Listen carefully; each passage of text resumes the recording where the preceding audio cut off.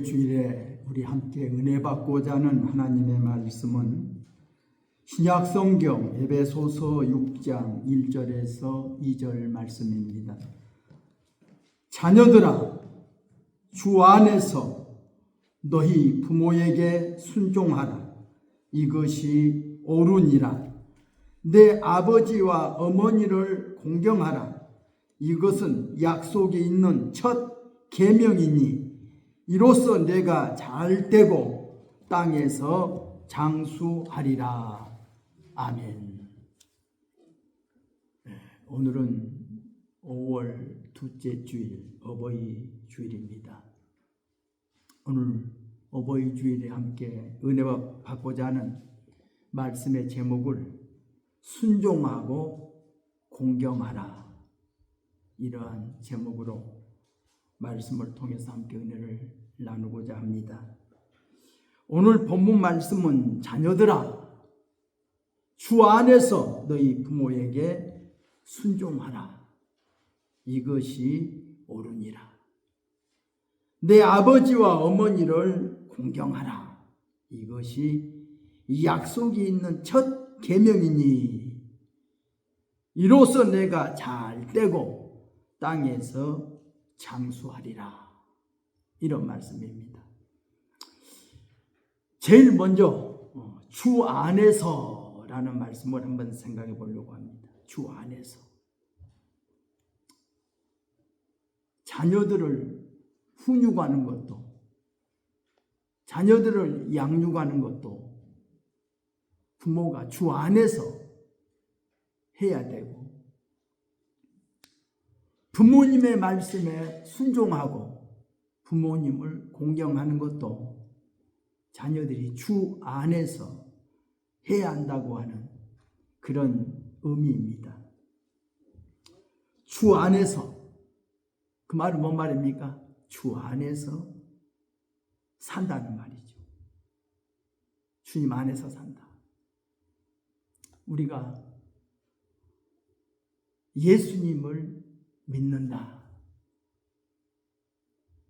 우리가 그 말은 예수님이 십자가 위에서 내 죄를 대신하여 피 흘려 주셨다, 내 죄를 용서해 주신다 하는 것만 믿는 것이 아니죠. 갈라디아에서 나타난 말씀처럼 내가 그리스도와 함께 십자가에 못 박혀 죽었나니 이제는 내가 산 것이 아니고 내 안에 계신 예수 그리스도께서 사신 것이다. 십자가에 달린 주와 한 가지로 내 육체의 정과 욕심은 십자가에 못 박아 죽이고 내 자아는 죽고 내가 다시 내가 예수님과 함께 부활하여 예수님과 함께 사는 것이다. 예수님이 내 안에 살고 내가 예수님 안에 살고, 이것이 내가 주 안에서 사는 삶이죠. 그래서 오늘 본문에서 주 안에서라고 하는 이 말은 참 우리가 예수님을 믿고 의지하고 사는 것. 우리가 이 세상에서 하나님을 믿고 의지하고 산다, 그 말이 오늘 우리가 뭐라고 그래요? 예수 믿고 산다 하는 그 말이죠. 무신론자들은 예수 믿지 않아요. 하나님 믿지 않아요. 내 마음대로 사는 거죠.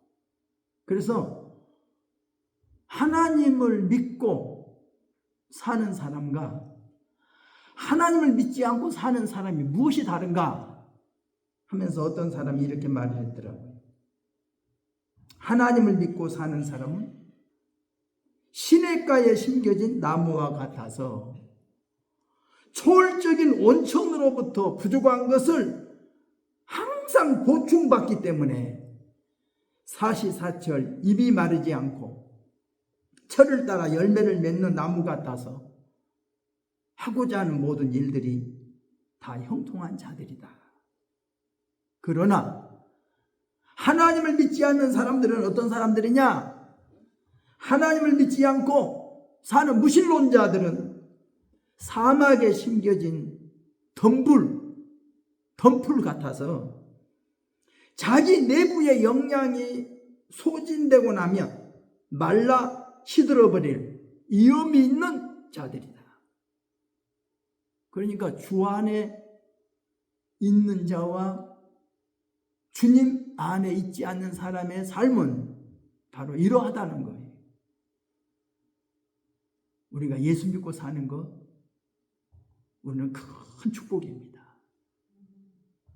시냇가에 심겨진 나무와 같다. 예수 믿는 사람. 그러나 예수 믿지 않고 사는 자들은 어떤 사람들이냐? 사막에 심겨진 덤불 같은 자들이다.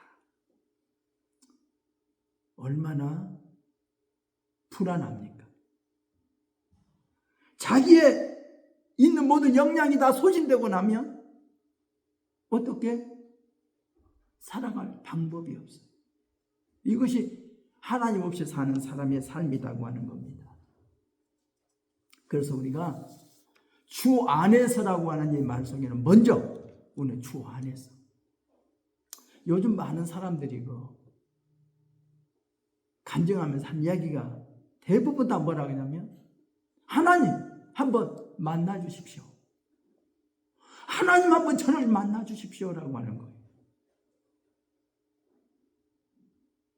내가 죄악 속에 살거나 내가 슬프고 외롭게 살거나 내가 병들었거나 내가 어떤 경우에서든지 그들이 한결같은 이야기는 하나님 나 좀 만나 주십시오.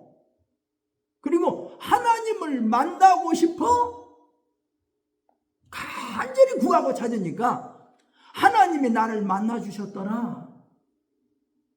그래서 내가 하나님 안에서 내가 살게 되더라. 하나님이 내 안에서 살게 되더라. 우리가 주 안에서 산다는 것은 참으로 중요한 겁니다. 하나님께서 하나님의 형상대로 사람을 만들었어요. 사람은 하나님 떠나서는 못 살아요. 하나님 떠나 사는 것은 지옥 생활이에요.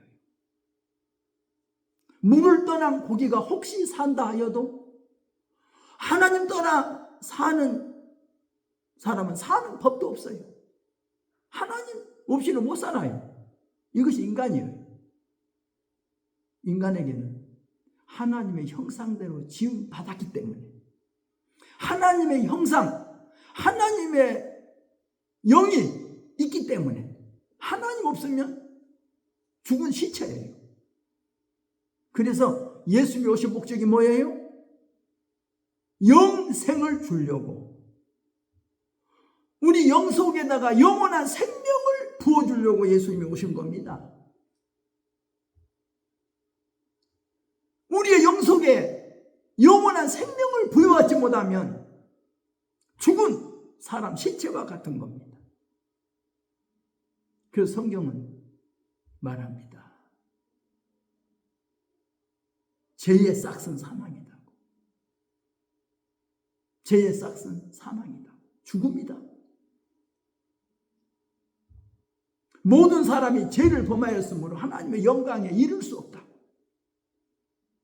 그러나 하나님이 이 세상을 사랑하사 예수님을 이 세상에 보내셨는데 이는 저를 믿는 자가 멸망치 않고 영원한 생명, 영생을 얻게 하시려고 예수님을 보내셨다고 말씀하셨어요. 그래서 우리가 주 안에 사는 게 중요합니다. 어린이들도 주 안에 살아야 돼. 자녀도 주 안에 살아야 돼. 부모도 주 안에 살아야 돼. 주님 밖에 살면 소망이 없어요. 주님 안에 살 때 우리에게는 천국의 소망이 있습니다. 그래서 여기에 주 안에서라고 하는 말씀을 먼저 한번 생각해 봅니다. 그러면 자녀들에게 부모는 어떤 존재일까? 스승? 지도자?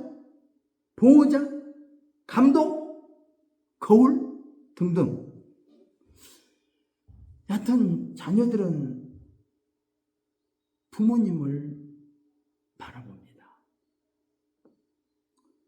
한 조사 통계에 의하면 부모들이 자녀들과 가정에서 나누는 대화 시간이 고작해서 37초랍니다. 하루에 37초. 밥 먹었냐? 숙제했냐? 일찍 자거라? 방 좀 정리하고 살아라. 뭐 그런 말밖에는 대화할 시간이 없대요. 또 어떤 분이 아버지 노릇을 한 그 아버지들에게 물어봤대요. 당신의 아버지 상을 한번 그려보라고 그랬더니 나는 정글에서 으르렁거리는 사자와 같습니다. 나는 물에서 나온 오리 같습니다. 나는 가끔씩 구름 낀 날의 해와 같습니다. 이렇게 자신들이 아버지로서의 부족함을 말하더래요. 반대로 어린아이들에게 물어봤대요.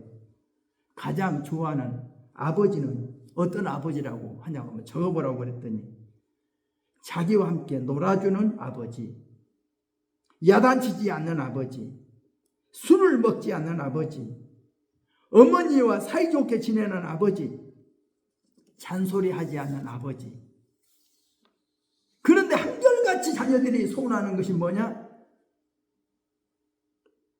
아버지와 말이 통하는 아버지였답니다.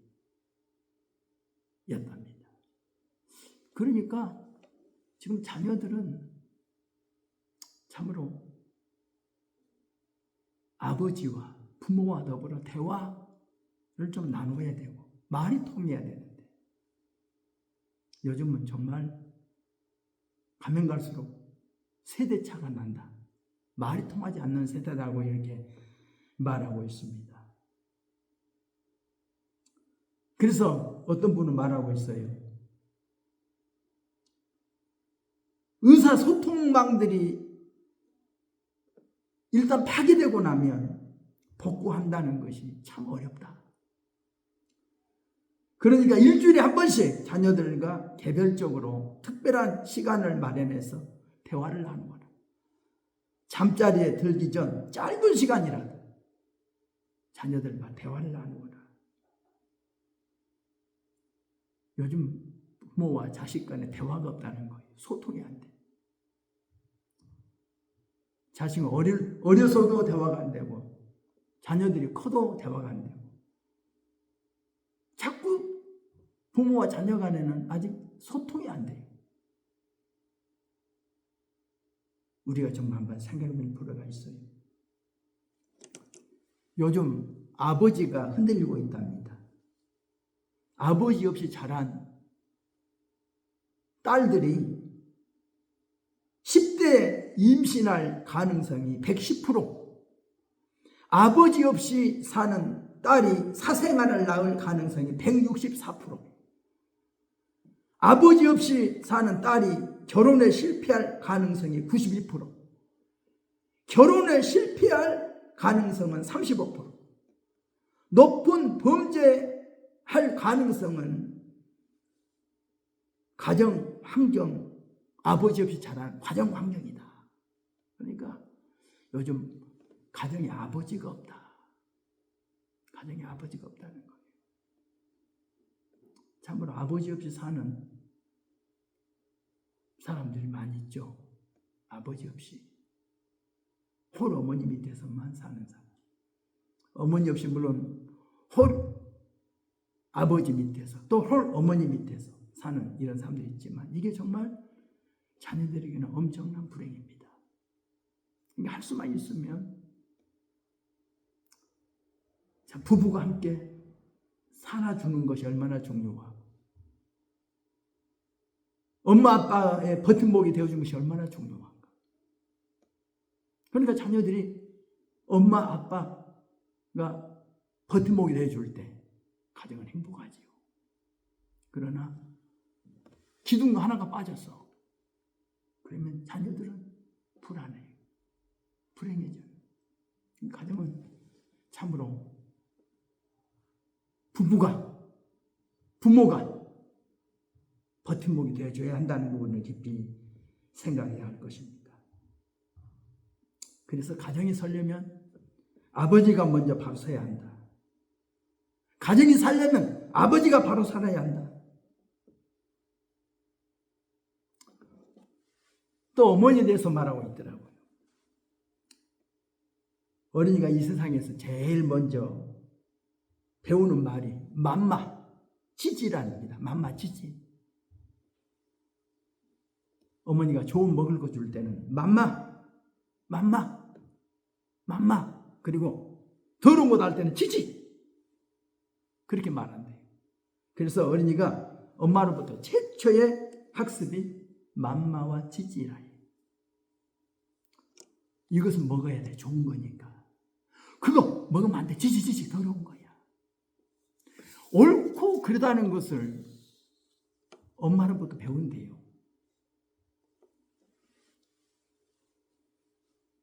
어린이 양육의 가장 소중한 가치가 바로 예, 아니요라는 거예요. 맘마가 없는 지지, 이 말은 형벌이고 고통이고 심판이다. 그러니까 항상 맘마와 지지가 골고루 자녀들에게 주어져야 된다. 좋은 것도 주면서 나쁜 것은 하지 말라고 그래야지. 무조건 안 돼! 안 되만 또 안 되고. 무조건 해 하는 것도 안 된다는 거죠. 그래서 yes, no가 분명히 해야 된다는 이것이 바로 엄마의 교육이라는 거예요. 요즘 엄마들이 너무나 자녀들을 사랑하기 때문에 너 먹고 싶은 거, 너 하고 싶은 거, 너 하기 싫어 하지 말고 하고 싶은 건 하고 무조건 엄마 이게 바로 자녀들을 마마보이로 만들고 과부의 피해자로 만들어버리는 이게 바로 엄마가 될 수 있다. 그래서 옛 어른들은 말하기를 매를 아끼면 자식 농사를 망친다. 귀한 자식일수록 매로 키우라고 하는 옛 어른들의 말씀이 있는 것 같아요. 오늘 성경은 말합니다. 자녀들아, 부모에게 순종하라. 이것이 옳다는 겁니다. 순종하라. 참으로 순종도 부모가 가르치는 거지요. 그러니까 순종도 부모가 가르치고 순종도 부모가 가르쳐요. 자녀들은 무엇을 보고 배워요? 어려서부터 엄마 아빠를 보면서 배워요. 엄마 아빠가 할아버지 할머니한테 순종하는 것을 보면서 순종을 배우고 엄마 아빠가 할아버지 할머니한테 대들고 하는 것을 보고 자기들도 엄마 아빠한테 대들고 억지 부르는 것을 배우고 그러니까 자녀들은 엄마 아빠를 보고 배웁니다. 순종도 그렇게 배워요. 부모 공경도 그렇게 배워요. 엄마 아빠가 할아버지 할머니한테 공경하는 것을 보면서 부모 공경을 배우는 거예요. 엄마 아빠가 할아버지 할머니한테 순종하는 것을 보고 순종을 배우는 거예요. 엄마 아빠는 할아버지 할머니한테 순종하지 않으면서 공경하지 않으면서 자기들 보라면 하라 그러면 안 해요. 교육은 말로만 되는 게 아니라 행동이 교육이죠. 생활의 교육이고 삶의 교육이죠. 그래서 순종이라는 것은 참 중요한 겁니다. 순종을 배워야 된다.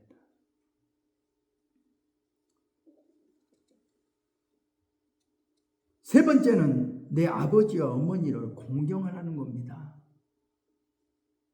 공경. 공손히 받들어 모신다. 우리가 이 구약 성경에 다윗이 자기 아들 솔로몬에게 너 하나님을 섬기되 기쁜 뜻으로 하나님을 섬기라 하는 말이 있죠. 우리가 자녀들이 부모님을 공경할 때 온전한 마음으로 기쁜 뜻으로 하나님을 섬긴 것처럼 부모님을 섬겨야 돼요. 이 부모님께 공경해야 돼요. 기쁜 뜻으로. 기쁜 뜻이란 강요된 것이 아닙니다. 마지못해 자기 필요에 의해 부모님을 섬기는 것이 아니고 자기 마음 속에서 우러나오는 자발적인 뜻으로 부모님을 섬겨야 된다는 것이죠. 부모님을 섬겨야 되죠. 공경해야 되죠. 요즘 참 보면 안타깝죠. 요즘은 우리 부모님들이 자녀들을 의존하려고 하죠. 자녀들한테 할 수 있으면 어려우니까 자녀들이 잘 살아주기만을 바라고 우리도 우리 나름대로 잘 살아보자고 하지만 지금 삶이 넉넉지는 않지만 지금 우리나라 그래도 복지제도가 잘 돼서 그래도 그럭저럭 살아는 가는 것 같아요. 지금 미국이나 유럽 같은 데 보면 부모들이 자녀를 고등학교까지만 교육시키고 그 이후부터는 자녀들이 마음대로 대학도 자기가 벌어서 하고 그 이후에 결혼 준비나 집 준비나 모든 것을 자기들이 스스로 해결하기를 바라는 것이 요즘 미국이나 유럽 같은 데서는 그렇게 하죠. 그리고 그때부터 부모는 노후 준비로 들어가요. 근데 우리나라는 그렇지 못하잖아요. 대학도 부모가 등록금 다 대줘야 되고 결혼 준비도 부모가 다 해줘야 되고 결혼하고 나서도 그 이후에까지라도 부모들이 뒷받침하려고 하는 것이 요즘 우리나라 현재의 가정이다라고 하는 것을 우리가 본다면 정말 자녀들이 부모님을 공경해야 된다고 하는 것은 아주 중요한 의미가 있는 이런 말씀인 줄로 우리가 믿습니다. 그래서 성경은 내 부모를 공경해라 이렇게 분명히 부탁하고 있습니다. 네 번째는 뭡니까? 이것은 약속이 있는 첫 계명이다. 약속. 어떤 약속입니까? 내가 잘 되고 땅에서 장수하리라. 내가 잘 되려면 부모님께 순종하고 부모님을 잘 공경해라. 그래야 내가 땅에서 잘 되고 그래야 내가 땅에서 네가 장수한다. 이렇게 성경은 말씀하고 있습니다. 우리들이 해야 할 바로 문제가 오늘 어버이 주일에 한번 성경을 통해서 한번 생각해 보는 겁니다. 부모님에게 순종하자. 부모님을 잘 공경하자. 이것은 성경에서 강조하는 인간에게 주신 첫 계명입니다. 약속 있는 첫 계명. 하나님이 절대적인 명령입니다. 부모 공경하라는 거예요. 순종하라는 거예요. 어떤 분은 말해요. 우리 기독교는 불효하다고 그렇게 말하려고 하는데 사실 기독교는요. 효도를 강조해요. 부모 순종을 강조해요. 부모님을 공경할 것을 강조해요. 언제? 살아계실 적에 하라는 거예요. 돌아가신 이후에 묘 앞에 가서 제사 지내면서 조상 섬기라는 게 아니고 살아계신 부모님을 잘 섬겨라. 부모는 살아계실 적에 섬겨라. 살아계신 부모님의 말씀에 순종자라고 살아계실 때 부모님께 공경 잘해라. 이것이 성경이 우리에게 주신 하나님의 명령이라고 생각합니다. 그래서 저는 오늘 어버이 주일을 맞이해서 순종하고 공경하라, 이 말씀을 통해서 우리가 좀 더 우리 자녀로서 우리가 그렇지 못한 것이 있으면 하나님 앞에 회개하고 지금부터라도 살아계신 부모님께 순종하고 공경하는 저와 여러분이 되기를 간절히 부탁합니다. 기도하겠습니다. 하나님 아버지, 하나님의 은혜와 사랑을 감사드립니다. 오늘 어버이 주일을 통하여 우리에게 주신 하나님의 말씀을 우리가 다시 한번 묵상해 봅니다.